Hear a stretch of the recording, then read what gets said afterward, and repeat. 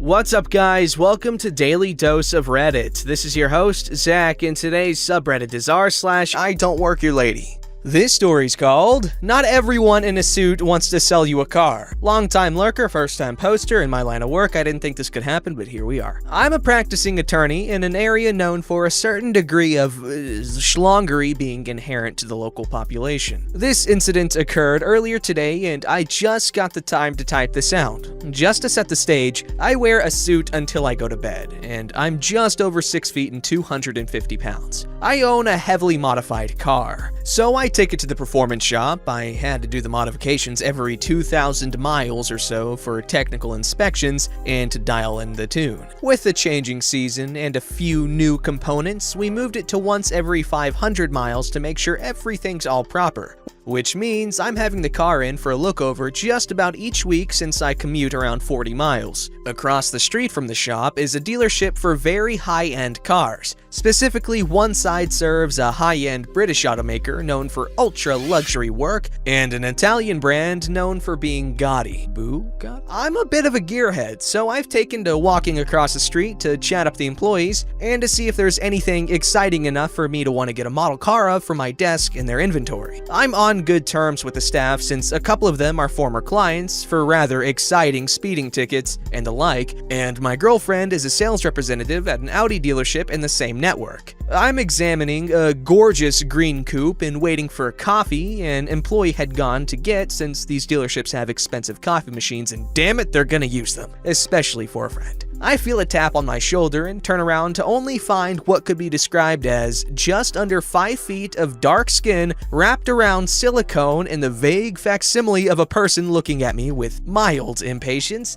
and attired in booty shorts and some sort of almost inadequate crop top in colors that can be described as a violent and sticky violation of one's eye sockets, and a pair of worryingly high heels. Just to be clear, in most cases, prospective customers make an appointment so that product specialists can devote their full attention to the needs of a client. At this moment, us and a local Instagrammer were the only people on the showroom floor. "Can I help you?" I ask. A mistake, to be sure, but one easy to make when you get through law school on customer service jobs. This entity proceeds to ask questions about the SUV offering of this brand, power, engines, what can fit in it, that sort of stuff. Being a gearhead, I actually know many of the things she asks, or can refer to a piece of laminated paper on a nearby example. Then she asked me for a test drive. Firstly, I don't work there, and secondly, I don't believe test drives happen for that level of car without one having already contracted to buy it. I attempt to answer with an, "I'm sorry, ma'am, but I cannot do that as I do not work here. This does not fly." She raises her voice and interrupts me before I can inform her of my lack of employment at the establishment. "It's because I'm black, isn't it?" was what passed from the most definitely augmented lips. Firstly, no, and secondly, I don't work here. I try to be concise, already shifting into a mode of how I speak when speaking to the court. "Listen here, you deceitful, racist mother lover." Her words, not mine. "I've seen you up in here talking with the salesmans." I remember that unneeded plural very clearly. "And I know you work with them, so let me test drive this car brand, and I'll forget about how rude you've been." And she starts approaching very close at this point. "Ma'am, I don't work here, and if I did, it would be hard to get a test drive I would be interrupted by one hand adorned in pink claws grabbing me by the necktie and dragging me down to her level. I remind you that I am 6'1" and 250 pounds, and my head had been jerked down a good foot. My glasses fall to the floor. "Shut the heck up and get me those damn keys before I tell your manager." It's at this point that my friend returns to the showroom with the coffee from the attached dealership and witnesses this goblin assailing his friend. He strides over, puts on a wide smile, and asks, "What's wrong?" She turns on her heel, resulting in a rather unpleasant crunch as said heels crushes the lens of my glasses. I didn't quite catch her rant directed at the real employee, but I did finally have enough of this. I pulled my card from my pocket, thrust it in her face, and spoke with the same voice I use in court to make conclusions, and the same little smile. Ma'am,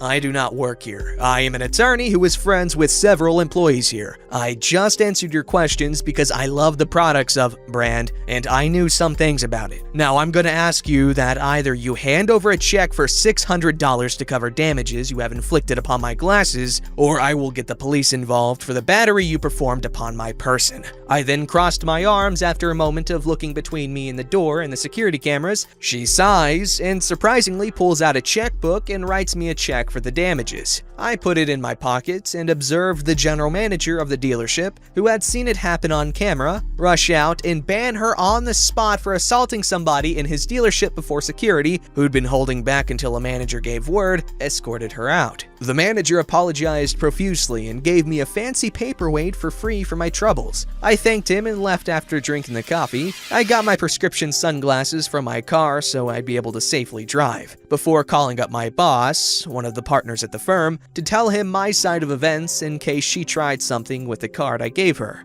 I took the check to her bank once the adjustments on my car were done, and surprisingly, it cashed out without incident. I'm going to the optometrist tomorrow to get new glasses, and according to my girlfriend, she actually got the notice at her dealership to deny service to that cretin as well. So all's well that ends well. Wow, that actually worked out pretty well. That Karen wasn't as bad as it could have been, or she. I mean, sure, he's gonna look kinda douchey walking around with sunglasses indoors, but hey, not too bad.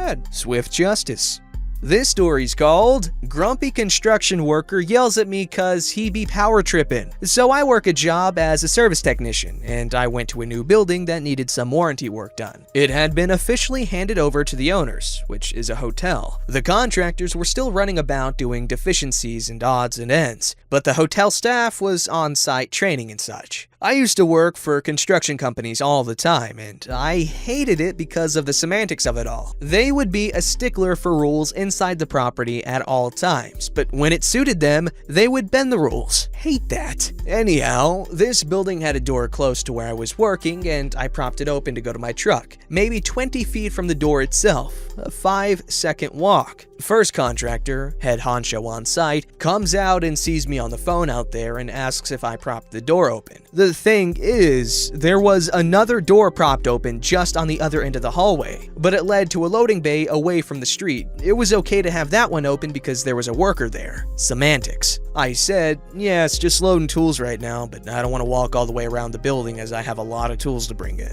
The guy was reasonable and he said, sure son, not a problem, just please remember to close the door. We don't want a hooligan coming and stealing the TV or something. Alright, no problem. I can do this for you. Told him I'm not just a laborer who have the reputation for not being the smartest of people, but I'm a decently smart technician in a complicated trade. He laughs and goes, alright, that makes me feel better. Plus he called me son, so that was nice. He says, alright, as long as you're inside of that door and you aren't walking away, you can prop it open. Cut to maybe 10 minutes later and I'm on the phone outside, no reception in the building, in clear view of the door, and his sidekick foreman guy is there. Young dude, small tiny guy, Eric Foreman, who tried hella hard to compensate. I could hear the way he was talking to employees. The dude's a schlong. I come inside as he's walking towards me and he goes, hey, don't prop that door open, got it? I had time today. I didn't like being yelled at, so I simply said, I'm right here. Don't worry, no one's going in. Spoke with your boss and he said it's cool. He stops, all bewildered and such, and responds, do not open that door again! I asked him why he was yelling and he goes, hey, you listen to me when you're on this site. Do you understand? I'm the boss and I don't want you questioning me again. This is where I goofed. I wasn't wearing my company shirt because it was hot in the room I was working in. It was a crawl space above the kitchen. Just had on a t-shirt. I simply look at the guy and said, A, don't yell or speak to me like that again. B, I'm here on behest of the owners. I do not work for you guys in any shape or form. If you have a problem with me, go run to your boss or go to the owners and go tattle on me. He stopped and tried to say something, but you know when you've got someone dead to rights and they just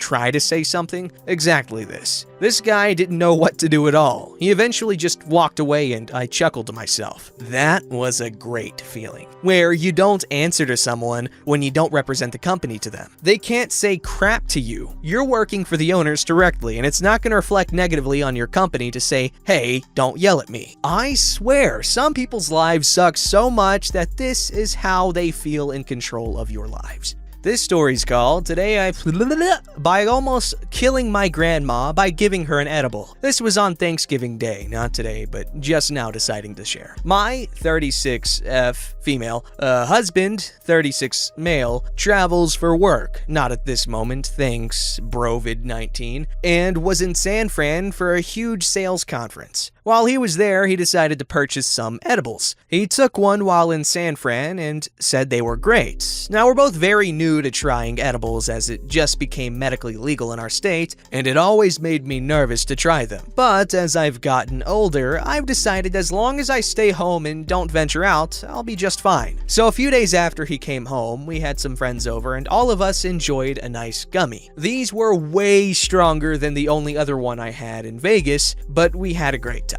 Lots of laughs and lots of pies were had by all. Thanksgiving rolls around a week later, and I tell my grandma, 76 female, that the Hubs had gotten some amazing edibles and we should try them. Now, my grandma is not your ordinary grandma. She's kind of a hippie and probably one of the most awesome people on the planet, so this was not odd that Grammy would try one. But she's never had an edible before. I grab the gummies and inform my grandma that these are very powerful, and maybe she should only take half. My grandma looks me straight in the eyes and pops the entire damn thing in her mouth and says, I'll be fine. I cringe a bit and think, okie dokie, here we go. We all grab a plate and make our dinner, and for about an hour goes by, and my grandma and grandpa walk over to get desserts, and I follow them. Grandma starts asking about the dessert, and mid-sentence, her words turn into complete gibberish, to which I started to laugh and said, "Are you feeling your edible, Grandma?" She then starts to act really weird, and my grandpa and I lock eyes and realize this may not be good. Right then, she straight up blacks out and collapses. My grandpa and I both catch her, and I start to slap the ever-living crap out of her and start yelling her name. Yeah, I don't think you're supposed to do that. I yell at my husband to come help and yell at my mom to call the ambulance. I finally get her to come too and make sure she stays awake and doesn't black out again. I don't know if that even mattered, but in my head, it was super important that she stay responsive. When the EMT finally show, they take her blood pressure and it was pretty much non-existent. They start talking about how she is probably having a stroke or something major, and all I can think is that I just killed my best friend. They load her up in the ambulance, and we tell my grandpa to get in and ride with her, but apparently my grandma didn't want anyone riding with her, so my grandpa starts to get into his own car to follow. I then told my grandma I didn't care what she wanted and that I was riding with her no matter what, and I proceed to climb in the front seat of the ambulance. Now, up until the point, I had not felt a gummy and thought I'll be good to ride. I couldn't have been more wrong. As I sit in the front with the ambulance driving, it hits me like a freaking freight train to the brain. As I'm realizing this, I start to get super nervous that he's gonna find out and I'm gonna go to jail, so my super logical brain says, act as professional as possible, that'll trick him. I'm so dumb. So he starts to ask me questions about the quickest way to get to the hospital from my house, and I literally changed my voice to try to sound like a damn Rhodes Scholar and use phrases like, at the crest of the hill, and promptly after this tree, to give directions. I then start to ask him if he knows so-and-so at the fire department, and rattle off my super straight-laced friends who are firefighters or EMTs in our city. And yep, he knows all of them. I then proceed to laugh at a joke I made 10 minutes ago, and a laugh that sounded like the cackle of a criminally insane person. After a 25-minute drive that felt like 3 hours, I very slowly and carefully climb out of the front of the ambulance and go check on Grammy in the back. Good news was, she was smart enough to tell them that she had had an edible, and they gave her an IV, and were able to bring her blood pressure up back to normal by the time we got to the hospital. Once they checked her in, they looked her over, and we were out in about 2 hours. When it was time to leave, I was coming back to Earth from my journey to Mars, but I was still feeling good, but definitely more normal. As I helped my grandma to her car, I asked her if my mom and grandpa were going to allow us to play together anymore, because we got ourselves in a lot of trouble. We both laughed our asses off later that day, but agreed not to do that again. Don't forget to like, subscribe, and hit that bell to never miss an episode.